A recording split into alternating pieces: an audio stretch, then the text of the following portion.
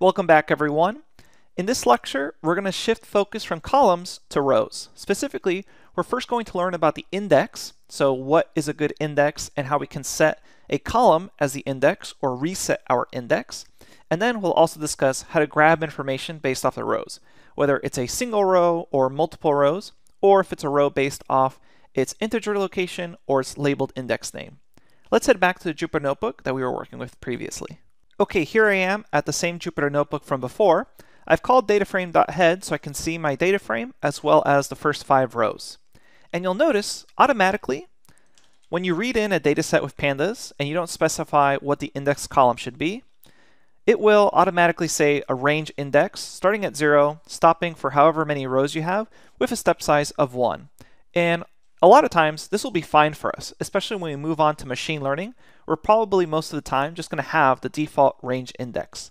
But when it comes to things like exploratory data analysis, that could be things like just simple statistical analysis on your data set, or more complicated things like later on we'll learn about visualizations. Sometimes you're going to want to actually set your index to a value that is currently a column. So your index, the way we set up our data, should be a primary key or primary ID. And that term just means that the index should be a unique identifier for that row.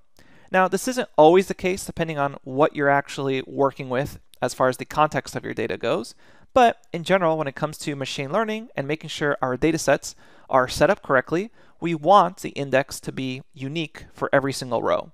So obviously, if I say range index starting at 0, stop at 244, step size of 1, the index here is going to be unique for every row. There's only an index of 0 one time. There's only an index of 1 one time. Only an index of 2 one time, and so on. So the range index basically automatically takes care of this for you, and it will go ahead and make sure that each of these index positions, or index labels I should say, is unique. Now, if we scroll over here to the right, I can see I have a payment ID column. And that's a column that we created for you that can be used as a labeled index. So each of these values is unique in this payment ID column. And you can kind of just take my word for it because we went ahead and constructed this payment ID column for you. But keep in mind, you will always want to explore that. And we'll show you different useful methods for that called .unique and .nUnique, which are just different methods of understanding how many unique values you have in a particular column. But for right now, we'll operate under the assumption that payment ID is a unique value for every single row. And so what we want to do is show you how to set up this column as our index. So right now, if I say df index, it's a range index. But if I want to set it to a column, then all I need to say is df dot set index, and then pass in the string of that column. In this case, the string is payment space ID. So we'll go ahead and do that. We'll say payment space ID. And if we run that, now you'll notice immediately we went from 11 columns to 10 columns. And if you scroll back up here, the way Jupyter shows this, and pandas in general, is it will first, on the very first line, display the column names. So I can see total bill, tip, sex, smoker, etc. And then what we have here is on the second line, you'll notice our index says payment ID. Payment ID is not a column. It's actually now the name of the index. And it tries its best to show you this by basically putting it on a new line. So we have the column names, and then because we set the index to payment ID, it's essentially now the index has a name, payment ID, and these values in bold are the index values. So just keep that in mind that this is not a column, even though it kind of looks like one. It's actually the name of your index. Something else to keep in mind is that the setIndex method does not actually occur in place.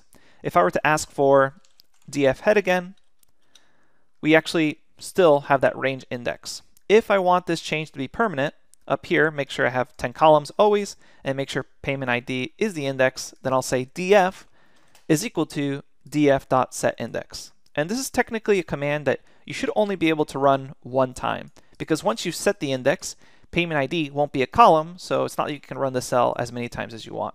So keep that in mind as well. Sometimes beginners make the mistake of accidentally running this cell twice, and then it starts complaining that it can't find payment ID as a column, which makes sense because you already set it as the index.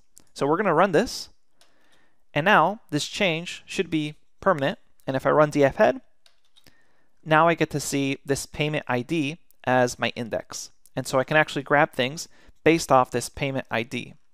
So let's go ahead and show you quickly how to reset the index. So let's imagine this was a mistake, or you have an index that you want to set as a column instead for analysis purposes. All you have to do is say df.resetIndex. And this doesn't take any argument because it's just going to grab whatever the current index is and set it as a new column. So we'll say df.resetIndex.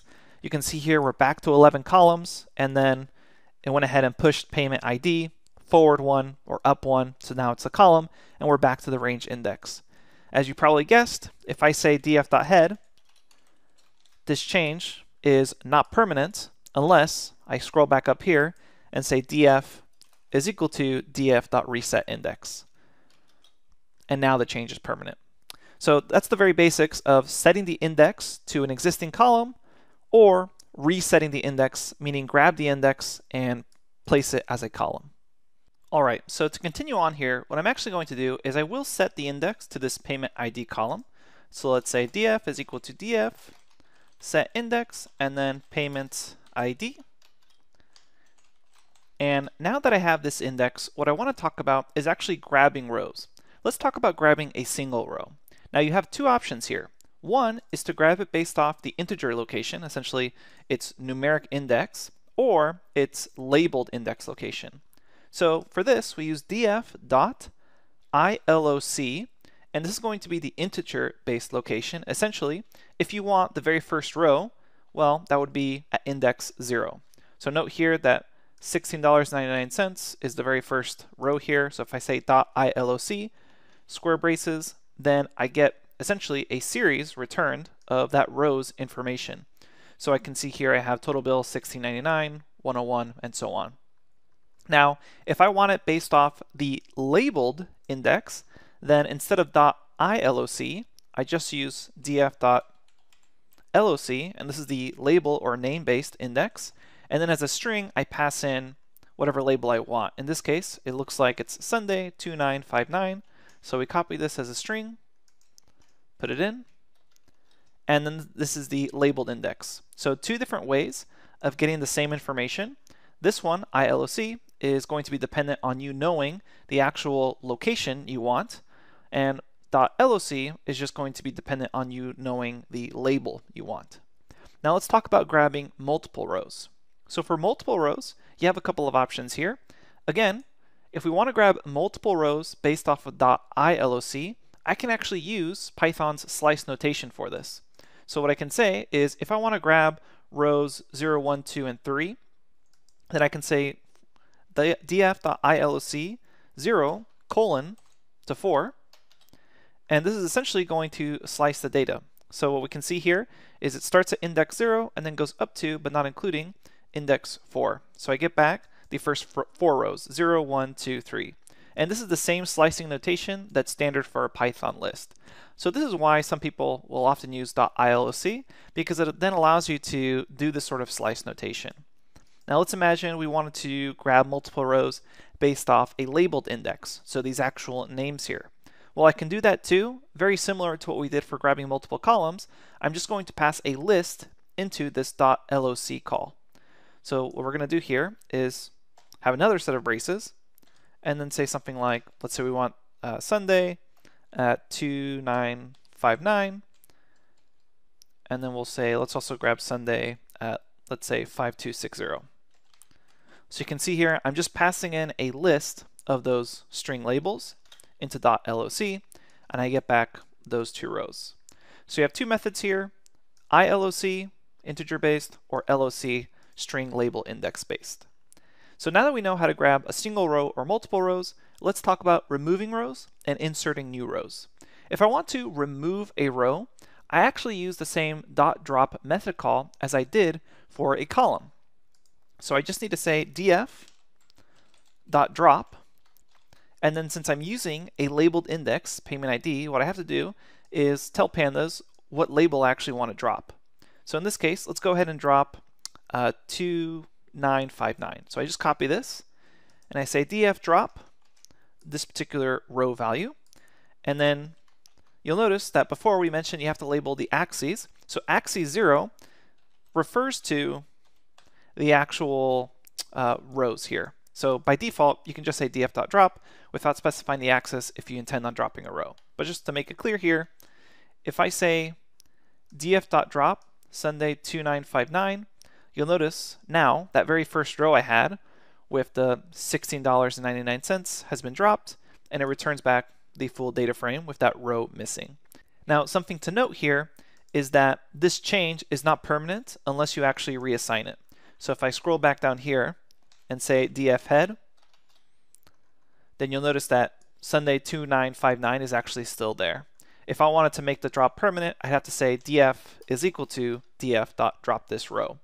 And now when I call df head, notice that very first row of $16.99 and a tip of 101, I run that, it's no longer present. So it's been permanently dropped in place. Again, that's just the reassignment. Okay, so we know how we can drop a row. Something to keep in mind is that if you have a labeled string index and you want to drop something based off its integer location, you cannot say something like df drop 0. This will actually produce an error. So if you run that, it's going to say, hey, 0 is not found in axes. So if you have a labeled string index and you intend on dropping a row, you'll need to provide the actual correct string ID here.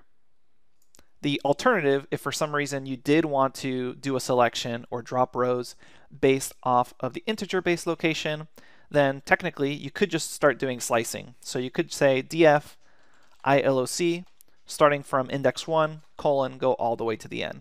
Kind of depends on the exact situation and what you're actually trying to do with your data frame here.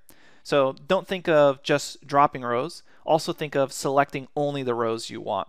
Often it's easier to think of it that way, as only selecting the rows you want versus dropping the rows you don't want. Sometimes that selecting logic is a lot easier than the dropping logic. Okay, so I'm actually not going to run this. So we can still have our data frame here, 243 rows since we dropped one, and we have the 10 columns. Let's talk about inserting a new row. So your new row, it needs to match up with the dimensions of your current data frame. So let's go ahead and say one row is equal to df.ILOC0,